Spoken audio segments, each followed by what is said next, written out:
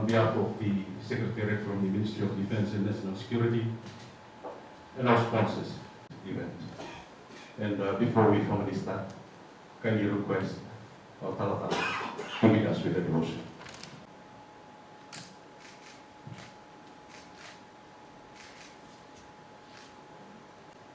The Honorable Minister is Minister for Fisheries, Forests, Provincial Development, National Disaster. The Honorable Minister was a career military officer, and he joined The representative from the Australian High Commissioner. I note that His Excellency the High Commissioner John Fix is not with us. Acting Permanent Secretary Mr. Osirwan, heads of the forces, Acting Commander, DSCs, and the Commissioner of Police, Brigadier General Ngilio. I also acknowledge our roving ambassador, His Excellency Salat Pileni, representatives from the missions, diplomatic corps, and the statutory bodies, senior government officials, stakeholders, and representatives, ladies and gentlemen, Nisa Mulvinaka, and a very good morning to you all. I'm indeed deeply honored and delighted to be with you all today to this very important national workshop on counterterrorism here at the Noah Hotel in Manila. Initially, when we had discussions at the Ministry of Defense and National Security on the proposal for this workshop, I was indeed pleased to note that work in this space was being advanced as it is an area of focus that I envision Fiji to build its capacities and of course capabilities as well in order to effectively prevent and mitigate any possible terror attacks on Fiji's territory. We can all say and agree and maybe argue that we are safe from the so-called conventional threats. But on the other hand, it's the non-traditional threats that perhaps poses the biggest concern for all of us. Counter-terrorism being one. And for us as planners, for us as policymakers, and of course practitioners as well. It's always good to plan for worst-case scenarios.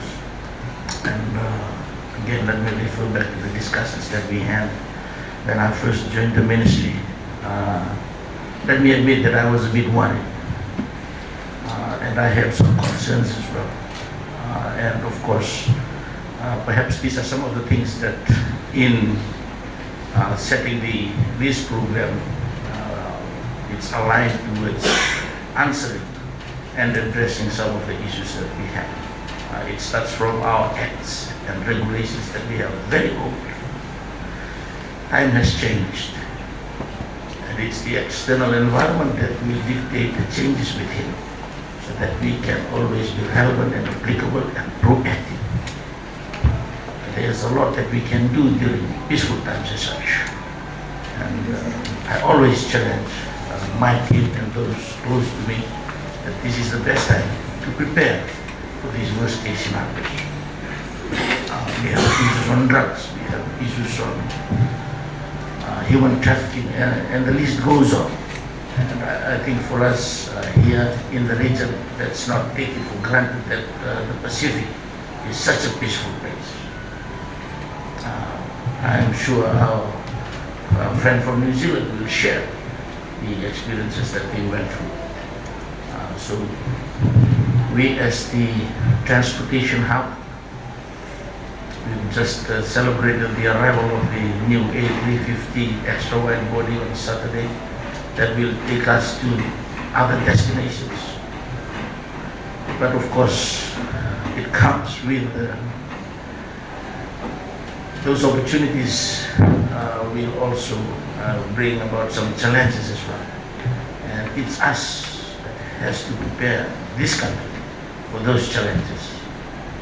We are all focusing on growing the economy, but I always say to the team in Suva, and the economy grows, let's expect that there will be other negative sides of development that will come with it. So we have to keep preparing ourselves for this. So I am indeed thankful and grateful for your presence in big numbers today. I was briefed last night, and I was told by Choche and the organizing team that we have to put a ceiling to the number of people that attend. So that's a good indication of the interest and the concerns that we all share when it comes to these issues that will be the subject of our discussions in the next 2 days. Before I continue further, let me also say that it's been a busy week in Fiji this week. We have HAMS Adelaide in port, and we saw the skies busy in Suva from last Friday before the annual Sukuna Bull match. And of course, there's a lot of activities going on in Suva. And that has, the week has brought most of the partners and the stakeholders together. And I wish to acknowledge our external partners, our strategic partners, our friends from the US, from Australia, from New Zealand, and even the Japanese. I was introduced to a few of them when we had the function at the HMAS Adelaide on Monday evening. We know that there is a gender workshop currently being undertaken, and we have the Americans there as well as part of the staff, and of course we have a Japanese lady as well, and of course our friends from the region. Ladies and gentlemen, is something that I want to again stress with all of us, that the geopolitics and the competition here in the region is intensifying, and of course we need to be prepared to adapt. We need to be prepared to adopt and embrace the changes as they do happen, and of course we welcome the participation and the contribution from our friends and partners. And I therefore wish to again acknowledge the Australian government, the New Zealand government, our friends from the US and Japan, and all the key stakeholders. I believe that we cannot overemphasize the threat that terrorism and violent extremism poses to peace and security internationally, regionally, and of course nationally as well. Fiji is no exception, you would agree. On the international stage, let me say that Fiji continues to punch well above its weight in bringing peace to Middle Eastern and Northern Eastern African regions plagued by terror. Fijians have been influential in UN peacekeeping and policing missions in Syria, Sinai, South Sudan, and Abyei, to name a few.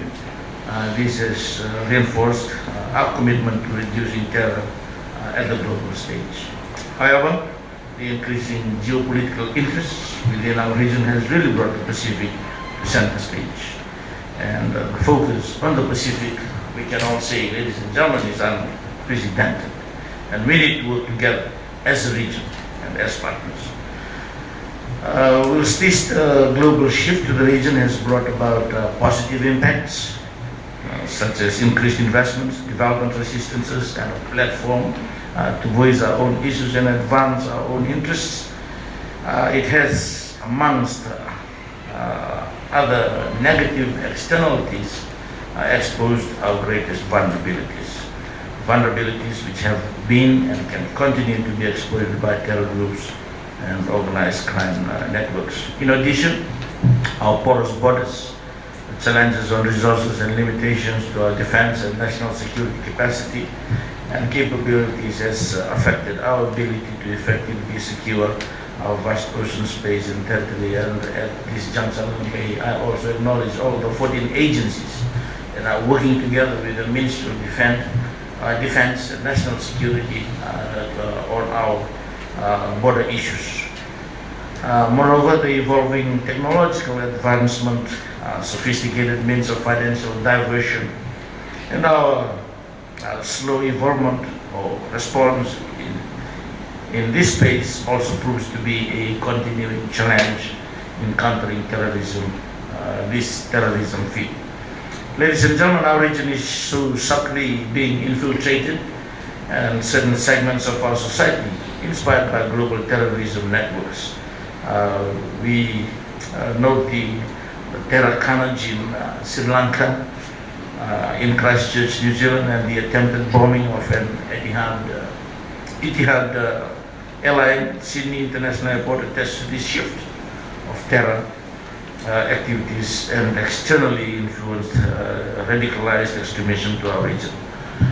Because we can only influence externalities within the region and those affecting Fiji, what we can fully control is our internalities, and that is our national security mechanisms and apparatus in preventing and mitigating any terror attack. As such, it's high time that Fiji builds resilience and capability internally by developing a robust, practical and tested strategy that can effectively respond to any terror attack. Ladies and gentlemen, that is the focus of your presence here in the next 3 days. And as stakeholders and key players to our national security architecture, you have all been invited here with the expectation that you will engage and contribute innovatively and comprehensively towards identifying gaps within our current counterterrorism machinery. The mandated roles that you play are indeed important to the security of our nation. As experts in your respective fields, you will be the best to advise our policy writers on what is lacking and what needs reinforcing or reviewing with the right timelines. I'm just reminded while saying this that one of the biggest barriers that we need to break is the compartmentalization within the agencies. We work in silos for a very long time. That needs to be broken, those barriers. I have emphasized when we had the drugs workshop at USP just a week ago that it's not only about a whole of government approach. Listen to me. It's about a whole of nation approach in most of these issues that are confronting us. Gone are the days where you keep things to yourselves. Of course, there are some sensitivities in the information, and perhaps this is where policies come into play. But most of the information that we hold dear to our organizations can be useful when we are trying to address these issues that confront us, glaring at us. And this is why I keep emphasizing, I know that it's been the culture for a long time. Time has changed, and we need to shift our paradigm so that we can be more effective and be more efficient. This exchanges in information is something that we really need to address, and we need to work together. As I've said, it's not only a whole of government approach, and we government should be leading all this. Let's take responsibility seriously so that we can advance these issues.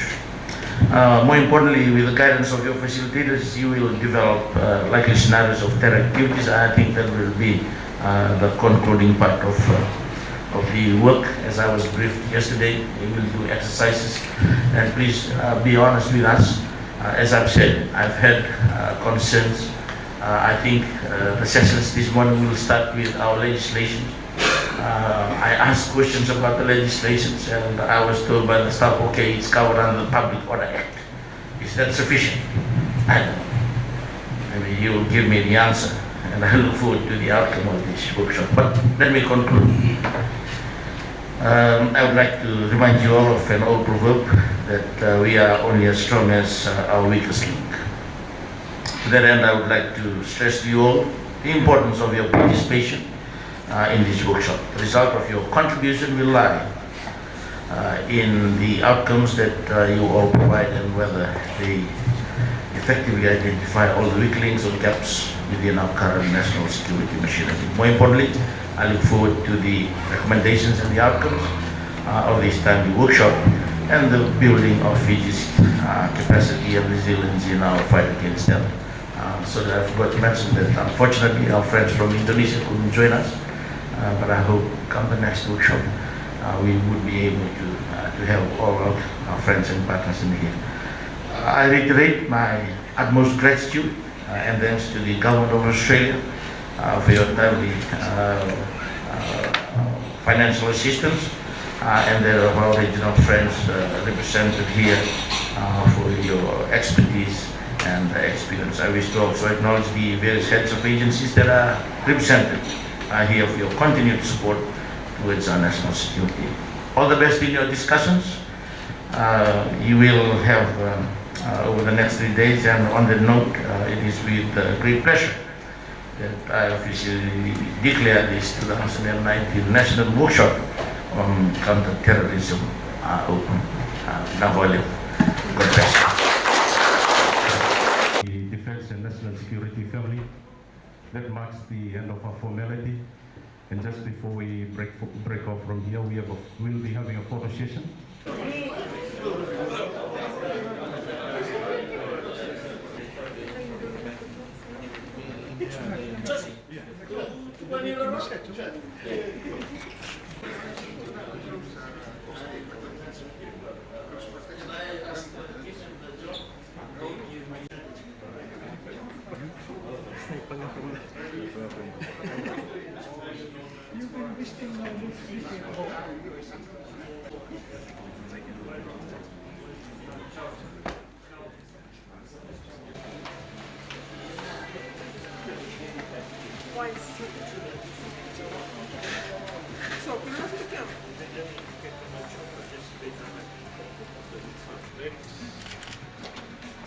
Okay, 2, 3. Now, Shelby. Set.